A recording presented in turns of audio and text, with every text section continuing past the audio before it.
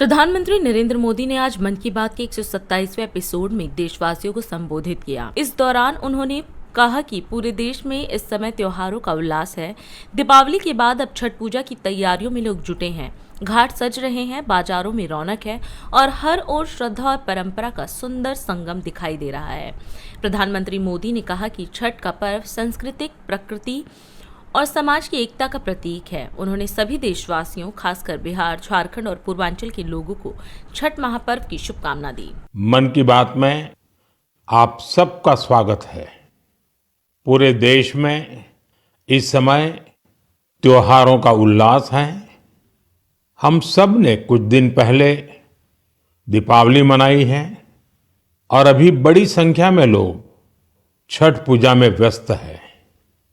घरों में ठेकुआ बनाया जा रहा है, जगह जगह घाट सज रहे हैं, बाजारों में रौनक है, हर तरफ श्रद्धा, अपनापन और परंपरा का संगम दिख रहा है।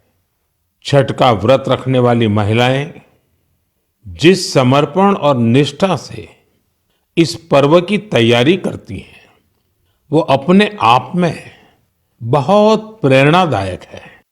साथियों, छठ का महापर्व संस्कृति, प्रकृति और समाज के बीच की गहरी एकता का प्रतिबिंब है।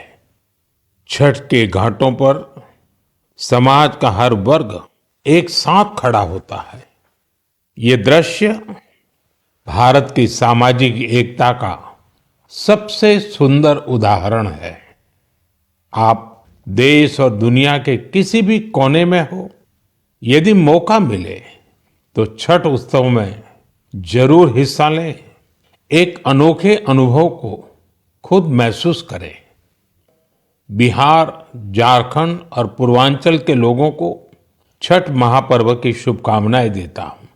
इस बार उन इलाकों में भी खुशियां के दीप जलाए गए जहां कभी माओवादी आतंक का अंधेरा छाया रहता था। लोग उस माओवादी आतंक का जड़ से खात्मा चाहते हैं, जिसने उनके बच्चों का भविष्य संकट में डाल दिया था। जीएसटी बचत उत्सव को लेकर भी लोगों में बहुत उत्साह है। इस बार त्योहारों में एक और सुखद बात देखने को मिली। बाजारों में स्वदेशी सामानों की खरीदारी जबरदस्त तरीके से बढ़ी है।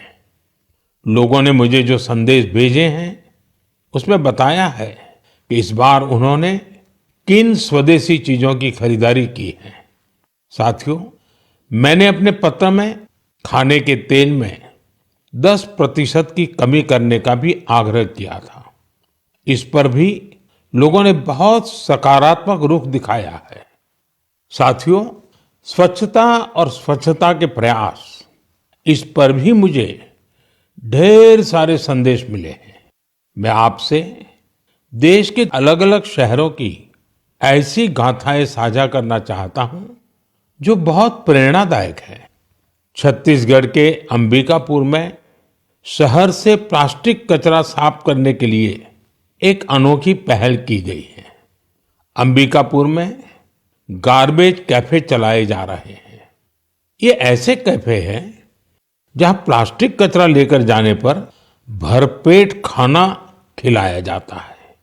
अगर कोई व्यक्ति 1 किलो प्लास्टिक लेकर जाए, उसे दोपहर या रात का खाना मिलता है, और कोई आधा किलो प्लास्टिक ले जाए तो नाश्ता मिल जाता है। ये कैफे अंबिकापुर म्युनिसिपल कॉरपोरेशन चलाता है। साथियों, इसी तरह का कमाल बेंगलुरु में इंजीनियर कपिल शर्मा जी ने किया है। बेंगलुरु को झीलों का शहर कहा जाता है और कपिल जी ने यहाँ झीलों को नया जीवन देने का अभियान शुरू किया है। कपिल जी की टीम ने बेंगलुरु और आसपास के इलाकों में 40 कुओं और 6 झीलों को फिर से जिंदा कर दिया है।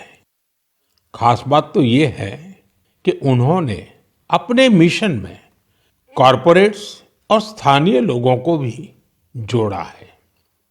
उनकी संस्था पेड़ लगाने के अभियान से भी जुड़ी हैं। साथियों, अंबिकापुर और बेंगलुरु ये प्रेरक उदाहरण बताते हैं कि जब ठान लिया जाए तो बदलाव भी आकर के ही रहता है।